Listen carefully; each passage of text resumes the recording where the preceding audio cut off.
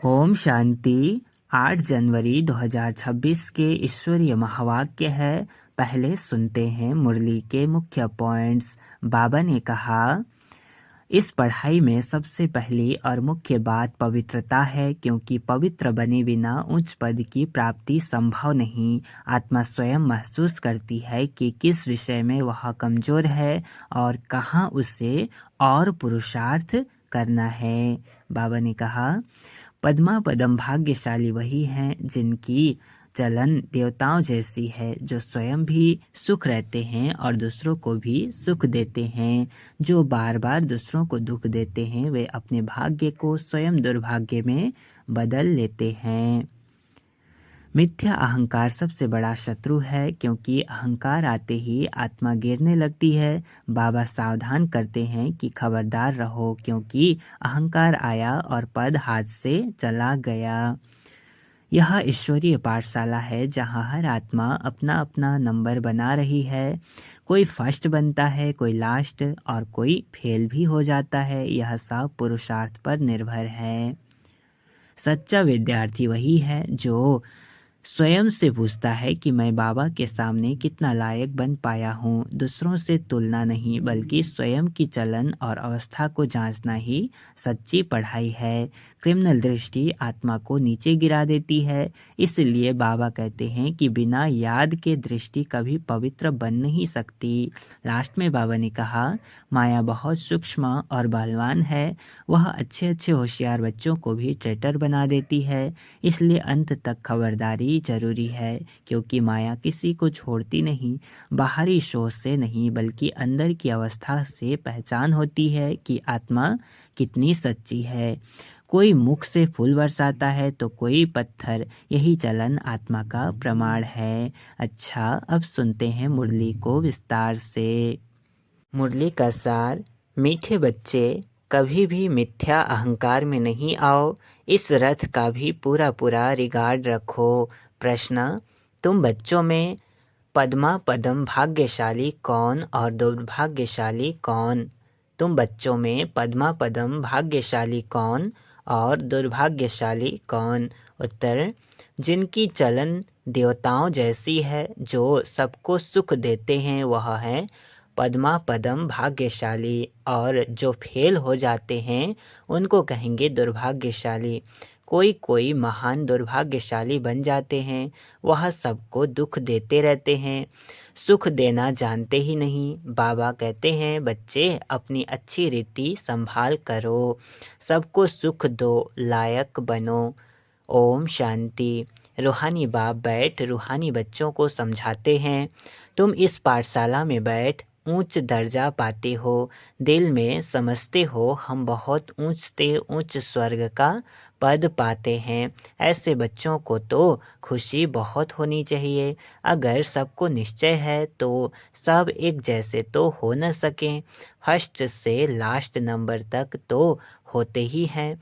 Papers में भी first से लास्ट नंबर तक नंबर होते हैं। कोई फेल भी होंगे तो कोई पास भी होते होंगे। तो हर एक अपने दिल से पूछें, बाबा जो हमको इतना ऊंच बनाते हैं, मैं कहाँ तक लायक बना हूँ?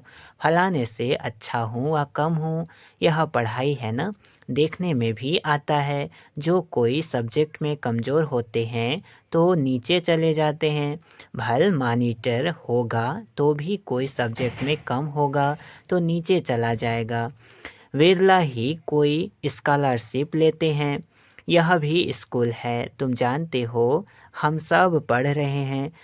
इसमें पहली पहली बात है पवित्रता की। बाप को बुलाया है ना पवित्र बनने के लिए। अगर क्रिमिनल आई काम करती होगी तो खुद फील करते होंगे। बाबा को लिखते भी हैं, बाबा हम इस सब्जेक्ट में कम हैं। स्टूडेंट की बुद्धि में यह ज़रूर रहता है, हम फलानी सब्जेक्ट में बहुत बहुत कम हैं। कोई ऐसे भी समझते हैं हम फेल होंगे। इसमें पहले नंबर की सब्जेक्ट है पवित्रता। बहुत लिखते हैं, बाबा हमने हार खाई तो उसको क्या कहेंगे? उनकी दिल समझती होगी अब मैं चढ़ नहीं सकूँगा। तुम पवित्र दुनिया स्थापन करते हो ना, तुम्हारी एम ऑब्जेक्ट ही यह है।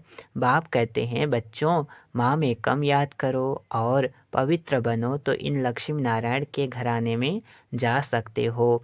टीचर तो समझते होंगे यह इतना उच्च पद पा सकेंगे व नहीं, वह है सुप्रीम टीचर। यह दादा भी स्कूल तो पढ़ा हुआ है ना। कोई कोई छोकरे लड़के भी ऐसे खराब काम करते हैं जो आखिर मास्टर को सजा देनी पड़ती है। आगे बहुत ज़ोर से सजाएं देते थे, अभी सजा आदि कम कर दी है तो स्टूडेंट और ही जास्ती बिगड़ते हैं। आजकल स्टूडेंट कितना हंगामा करते हैं। स्टूडेंट को न्यू ब्लड कहते हैं ना, वह देखो क्या करते हैं, आग लगा देते हैं, अपनी जवानी दिखलाते हैं। यह है ही आसुरी दुनिया। जवान लड़के ही बहुत खराब होते हैं, उनकी आंखें बहुत क्रिमिनल होती हैं, देखने में तो बड़े अच्छे आते हैं। जैसे कहा जाता है ना, ईश्वर का अंत नहीं पाया जाता, ऐसे उनका भी अंत नहीं पाया जाता कि यह किस प्रकार का मनुष्य है।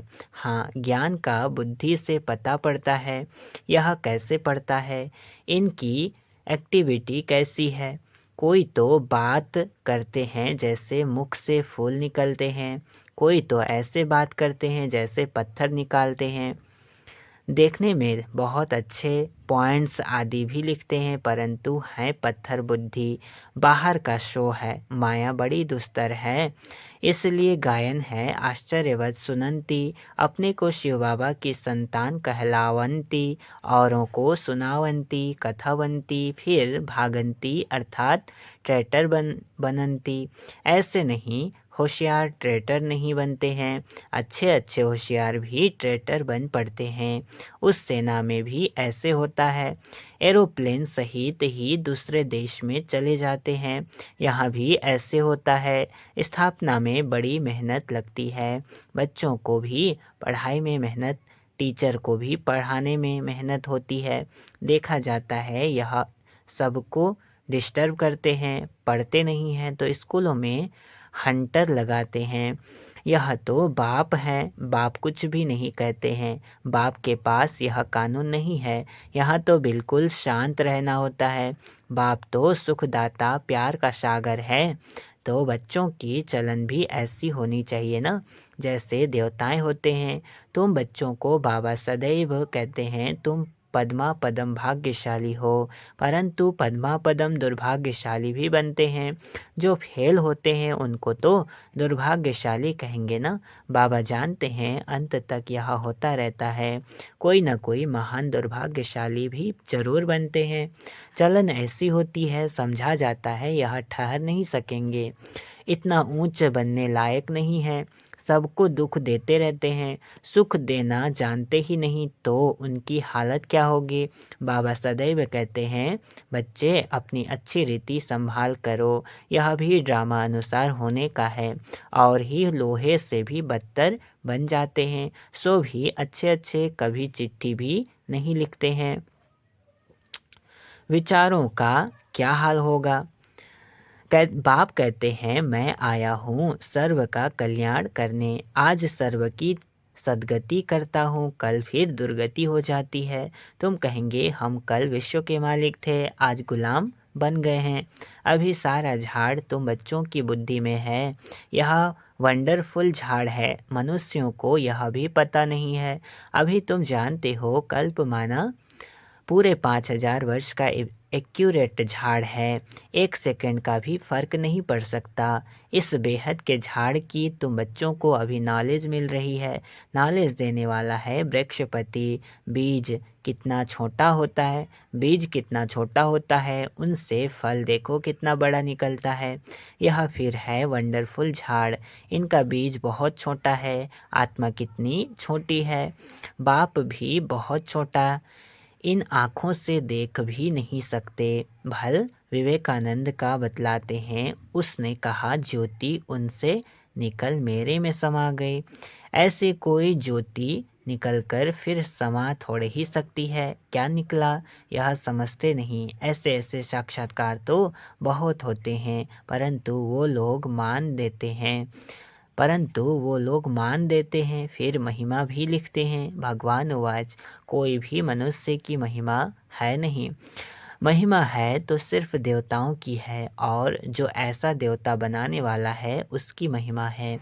बाबा ने कार्ड बहुत अच्छा बनाया था। जयंती मनाना हो तो एक शिव बाबा की, इन लक्ष्मी नारायण को भी ऐसा बनाने वाला तो शिव बाबा है ना। बस एक की ही महिमा है, उस एक को ही याद करो। यह खुद कहते हैं, ऊंचते ऊंच बनता हूँ फिर नीचे भी उतरता हूँ। यह किसको पता नहीं है। ऊंचते ऊंच लक्ष्मी नारायण ही फिर 84 जन्मों के बाद नीचे उतरते हैं। तत्तुम, तुम ही विश्व के मालिक थे, फिर क्या बन गए। सतयुग में कौन थे, तुम ही सब थे। नंबरवार पुरुषार्थ अनुसार राजा रानी भी थे, सूर्यवंशी चंद्रवंशी डिनाइस्टी के भी थे। बाबा कितना अच्छी रीति समझाते हैं। इस सृष्टि चक्र का ज्ञान तुम बच्चों की बुद्धि में चलते फिरते रहना चाहिए। तुम चैतन्य लाइट हाउस हो, सारी पढ़ाई बुद्धि में रहनी चाहिए, परंतु वह अवस्था हुई नहीं है, होने की है। जो पास विद ऑनर होंगे उनकी यह अवस्था होगी। सारा ज्ञान बुद्धि में होगा। बाप के लाडले लवली बच्चे भी तब कहलाएंगे। ऐसे बच्चों पर बाप स्वर्ग की राजाई कुर्बान करते हैं। कहते हैं, मैं राजाई नहीं करता हूँ, तुमको देता हूँ। इसको निष्काम सेवा कहा जाता है। बच्चे जानते हैं बाबा हमको सिर के ऊपर चढ़ाते हैं, तो ऐसे बाप को कितना याद करना चाहिए। यह भी ड्रामा बना हुआ है। बाप संगम पर आकर सबको सद्गति देते हैं। नंबरवार पुरुषार्थ अनुसार नंबर 1 हाईएस्ट बिल्कुल पवित्र, नंबर लास्ट बिल्कुल अपवित्र।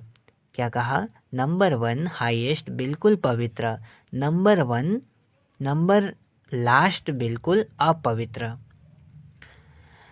याद प्यार तो बाबा सबको देते हैं। बाबा कितना अच्छी रीति समझाते हैं। कभी भी मिथ्या अहंकार नहीं आना चाहिए। बाप कहते हैं, खबरदार रहना है, रथ का भी रिगार्ड रखना है।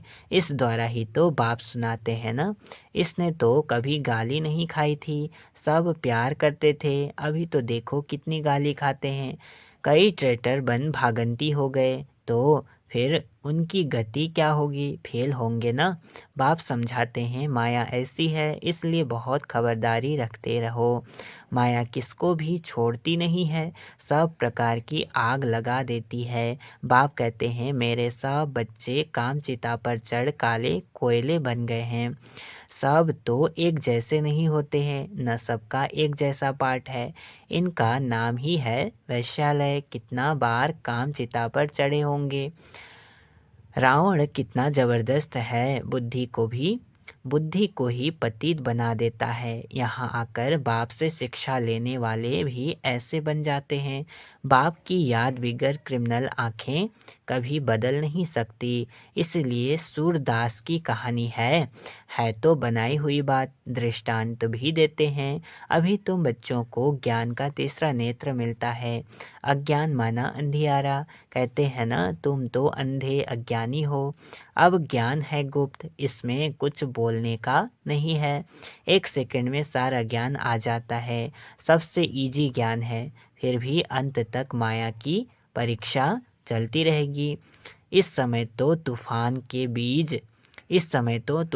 के बीच में है, पक्के हो जाएंगे फिर इतना तूफान नहीं आएंगे, गिरेंगे नहीं। फिर देखना तुम्हारा झाड़ कितना बढ़ता है। नामाचार तो होना ही है, झाड़ तो बढ़ना ही है। थोड़ा विनाश होगा तब फिर बहुत खबरदार रहेंगे। फिर बाप की याद में एकदम चटक जाएंगे। समझेंगे टाइम बहुत थोड़ा है। बाप तो बहुत अच्छा समझाते हैं। आपस में बहुत प्यार से चलो, आँख नहीं दिखाओ। क्रोध का भूत आने से शक्ल ही एकदम बदल जाता है। तुमको तो लक्ष्मी नारायण जैसी शक्ल वाला बनना है।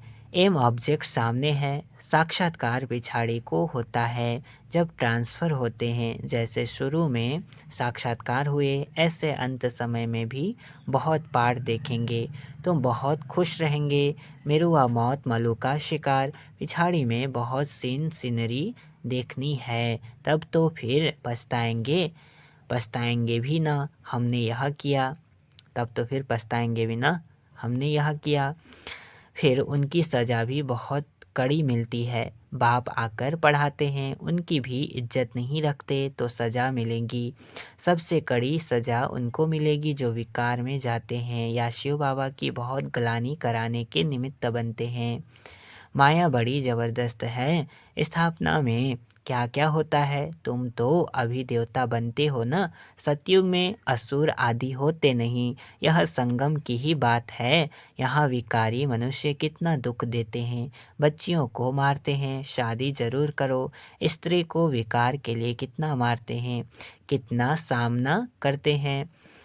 कहते हैं सन्यासी भी रह न सके। यह फिर कौन है जो पवित्र रह दिखाते हैं। आगे चल समझेंगे भी जरूर। सिवाय पवित्रता के देवता तो बन नहीं सकते।